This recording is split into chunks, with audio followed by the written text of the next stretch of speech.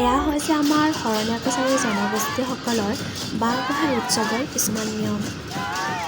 অসমীয়া নতুন বছৰৰ বহাগ মাহৰ 6 তাৰিখে প্ৰতি বছৰে বাঁহ গোঁসাই উৎসৱটি পালন কৰা হয়। ইয়াত প্ৰথমে শৰণীয়া কছাৰীৰ ৰীতি নীতিৰে বাঁহ গোঁসাই আগবঢ়াই লৈ অনা হয়। চাওকচোন বাৰু চাৰিওফালে লানি নেচিকা মানুহৰ ভিৰ। ইমান যে ভাল লাগিছে এই পবিত্ৰ স্থানত আহি। আপোনালোকৰ বাৰু কেনেকুৱা লাগিছে উপভোগ কৰি? কমেণ্ট কৰি জনাব নাপাহৰিব দেই। এই উৎসৱটি বিভিন্ন গাঁৱৰ পৰা বাঁহ গোঁসাই লৈ অনা হয়। ইয়াত প্ৰায় 50-55 ডাললৈকে বাঁহ গোঁসাই উপস্থিত ৰখা হয়। বাঁহ গোঁসাই হৈছে শৰণীয়া কছাৰী জনগোষ্ঠীসকলৰ ভগৱান হিচাপে বিশ্বাস।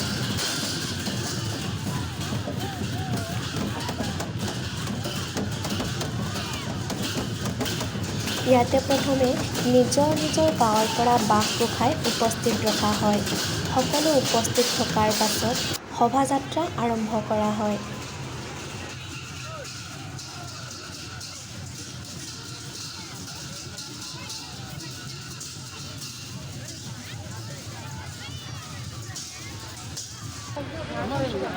আৰু এয়া হৈছে শৰণীয়া কছাৰী জনগোষ্ঠীসকলৰ পূজাৰ মণ্ডপ।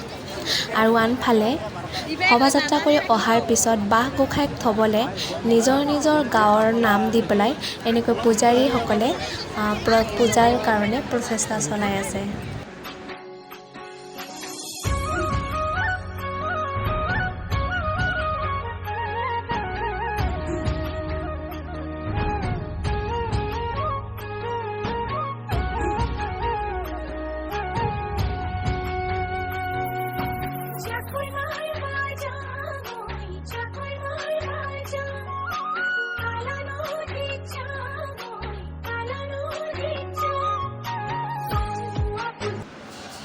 আৰু এয়া হৈছে শোভাযাত্ৰা কৰি উভতি অহাৰ সময়। চাওকচোন ইমান ধুনীয়া পৰিৱেশ নহয় জানো?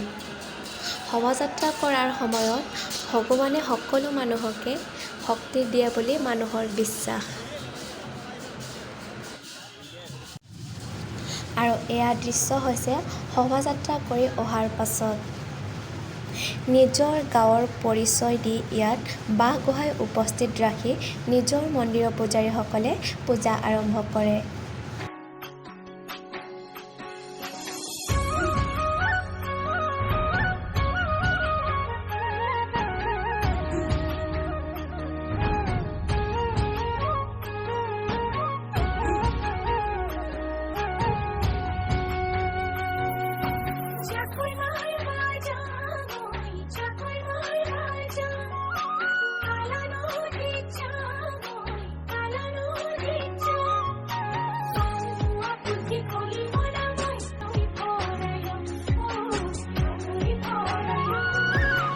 সেউজীয়া পৰিৱেশটো সকলোৰে প্ৰিয় নহয় জানো? চাওকচোন চাৰিওফালে সেউজীয়া, কেৱল সেউজীয়া। সেউজীয়া প্ৰকৃতিৰ লগত খাপ খাই ধৰা এটি পৰিৱেশ। এয়া হৈছে আমাৰ শৰণীয়া কছাৰী জনগোষ্ঠীসকলৰ নিজাববীয়া এটি সাজপাৰ। সেউজীয়া ৰংটো আমাৰ শৰণীয়া কছাৰীৰ নিজৰ পৰিচয়।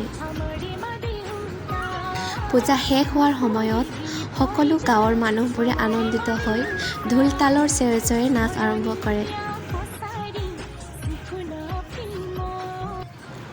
চাওঁতে সময়বোৰ কেনেকৈ পাৰ হ'ল গমেই নাপালোঁ।